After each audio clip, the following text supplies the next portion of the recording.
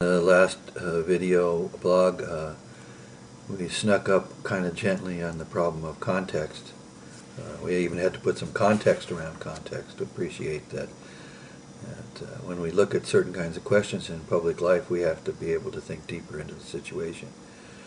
We have to recognize that healthcare issues and the current state of the swampland and Washington, D.C., the moral swampland, and all these other things, these appear in a context, and the context itself is complicated. Now let me talk a little bit about this context in particular. I mean, it isn't that we don't sort of have an idea about it, we just tend not to think about it. For example, public life in America and the whole way we conceive it and how we act within it has existed for some time. It's existed since the American Revolution. And even the American Revolution itself appeared out of a certain historical context. If we want to understand the American Revolution, we really need to understand European history for 300 or 400 years that preceded the American Revolution. And if we want to get deeper into human psychology, we have to even go deeper into our appreciation of what goes on in the world. Now, evolutionary psychologists might say, well, you got to go all the way back to sometime in Africa when people were running around acting like complicated simians, and those are interesting ideas, and they're wrong-headed in a lot of ways. I'm not going to get into that so much. I'll try to stay more current, but the fact is that we do need to have an appreciation of human psychology, say, over the last 600 or 700 years, if we want to sort of see why we are where we are today. Now, why do I say that? Well, let me jump ahead to a sort of conclusion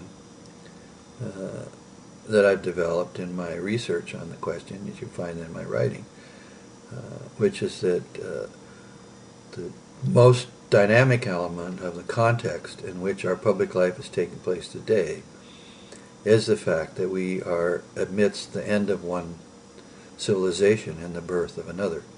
We're in a process of metamorphosis on a huge scale from one kind of civilization to another one. Western civilization is dying. It's been dying for a long time. I'm not the only thinker that's ever brought that up. Anybody who actually takes the time to think about things recognizes that this is the case.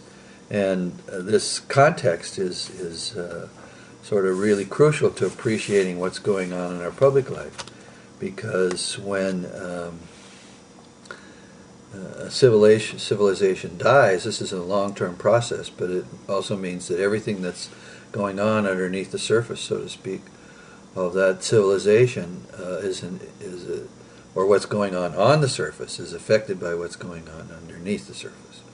So we have a lot of things going on in public life, and one of which we've been talking about, which is the government doesn't work anymore. Well, why doesn't it work? Well, it doesn't work because its underpinnings, in the sense of what a civilization is, are failing. Civilization itself is failing. And government is part of civilization, and that's why it doesn't work anymore. It's old, it's tired, it's degenerate, it's sclerotic. If you find your way into certain aspects of my writing, you'll hear me talking about social life as something that's living. If you want to really perceive what goes on in the context of human social life, you have to understand that you're looking at something that's alive, in the same sense that a human being has a biography and is alive. Western civilization is something that was born, lived, got old, and is dying.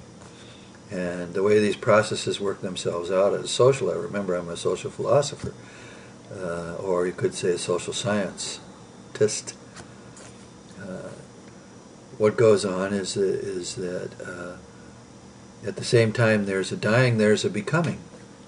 Things die into a new becoming. And we call this process, when we see it in nature, we call it metamorphosis. And of course the most common type of metamorphosis we're familiar with is the caterpillar into the butterfly. What happens in that process? What can we learn by just thinking about that process? Well, what happens is the caterpillar is one stage of existence of an organism, which goes on to have another stage of existence. But in between the caterpillar and the butterfly stage, there's a process, and this process involves the caterpillar spinning a cocoon about itself, and then inside that cocoon, the form and structure of the caterpillar dissolves into chaos. Before the new form can be taken up by whatever process that goes on inside the cocoon, there's this period of chaos. And this is what we're experiencing today in our social life. We're experiencing processes of chaos. When the old breaks down, when the old civilization can't function anymore, we enter into this dynamic of chaos. And just to give a sort of important example in a kind of way, a lot of what we have in society today is old hierarchical social structures. These are social forms in which the things are organized from the top down in a kind of form of a pyramid. And governments work this way, religions work this way, scientific institutions work this way, corporations work this way. But the fact is that this way of working, this way of hierarchical social forms is related in part to what we understood previously as patriarchy. And if you get into people who have been thinking about the patriarchy that existed for a long time in Western civilization, you can get some glimpse of what's going on. A top-down social form in which there's a person at the top telling other people what to do doesn't really work anymore, because the psychology of the human being has evolved since these things began. Now that's another subject, we'll get to it later, but the fact is that during this period of the death and becoming of Western civilization, one of the things that's falling apart is hierarchically organized social forms. They've gotten sclerotic, they've gotten old, they've gotten rigid, they've lost the elasticity they need in order to adapt to human conditions. And so we see this predominantly today when we recognize that government doesn't work. It doesn't work because it can't work. It's old. It's in its last days. It's over. But that doesn't mean that there's no life. There's plenty of life in what goes on in a human society. We just have to look for it in another place. We're not going to find it in the swampland, the moral swampland that's Washington, D.C. We're going to find it in other places. And with this idea and understanding of what it means when we have a development where we go from one civilization to the next civilization, and with this idea of understanding that there's an interim period of social chaos where things seem to be not very highly organized, we can appreciate the state in which our politics is today. The old isn't working anymore. The new's trying to emerge. And in fact, people, whether they're in tea parties or progressive things like MoveOn.org, it doesn't make any difference. All of these people are exploring new things. They're trying to find a new way of doing things. We'll get into that next.